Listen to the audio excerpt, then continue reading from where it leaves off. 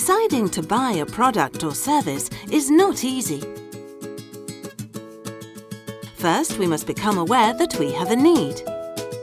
After that, we must find a product that will cover this need.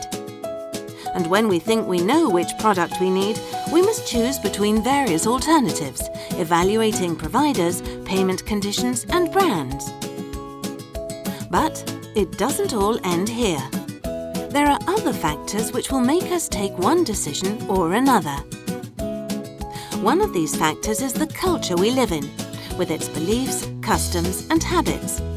On the other hand is the subculture, segments within a culture with values, customs, and conducts that define it. Another factor is social strata.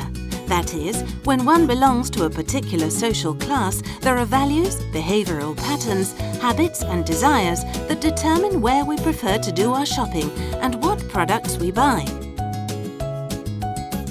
There is also the social group, where friends and family play a very important role.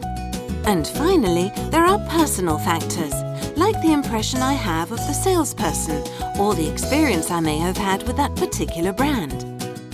A complicated process, isn't it? Well, it's been worth it. Now at last, we have the product we were looking for.